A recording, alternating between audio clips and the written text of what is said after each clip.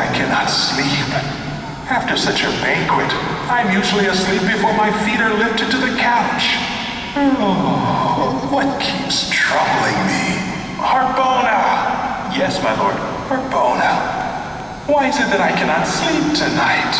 Excuse me, my lord, but I do not know. It is as though something is weighing on my mind. What could it be? Harbona, have the books of the records of the affairs of the times brought in. Let me see if I can get this matter settled, so that I can get some sleep before tomorrow. I do not want to be drowsy when I go again to my queen's banquet. At once, my lord. What force disturbs my sleep? Some strange power will not allow my eyes to close until some purpose is accomplished. But I do not know what it is. Why tonight? Are the gods displeased? Have I withheld my hand from doing good when justice called for action? Here is the scribe, my lord the king. Read to me from the book of the records, scribe. If it pleases my lord, where shall I begin? It does not matter. Go back a few years, and then we will go back further if need be. Thank you, my lord the king. Now it happened in the year that Esther was made queen, that Bigthan and Teresh, two court officials of the king, doorkeepers, became indignant and kept seeking to lay hand on King Ahasuerus. And the thing came to be known to Mordecai, an attendant of the king, sitting in the king's gate. And he immediately told Esther, the queen. In turn, Esther talked to the king in Mordecai's name. So the matter was sought out, and eventually both Bigthan and Teresh got to be hanged on a stake. Ah, yes! I remember! Those two good-for-nothing doorkeepers. How grateful I was to Esther and Mordecai.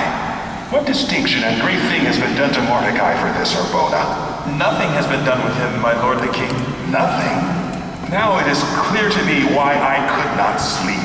The gods are displeased. A deed of loyalty, unrewarded. What is to be done to the man in whose honor the king has taken a delight? What is to be done to such a man? Harbona, this matter cannot be treated lightly. Mordecai saved the life of the king. His reward is long overdue. I must have counsel. Who is about at this time of the morning? Harbona, who is in the courtyard at this early hour? If it pleases my lord the king, I have just observed from the window that Haman is standing in the courtyard. Haman, you say? At this hour? How fitting that he has arrived when I need him most. Let him come in at once. Immediately, my lord. Now I will have this matter attended to, and perhaps the wrath of the gods will pass.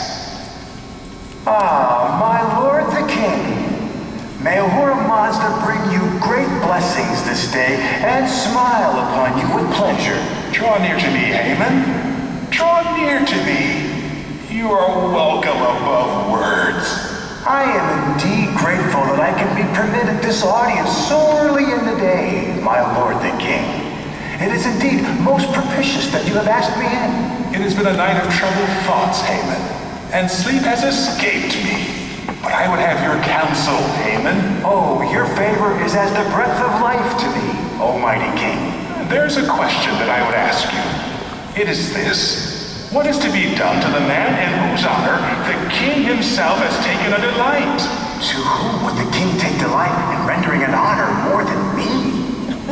As for the man in whose honor the king has taken a delight, let them bring royal apparel with which the king clothes himself, and a horse upon which the king rides, and a headdress that the king would wear, and let them put all of this in the charge of one of the king's noble princes.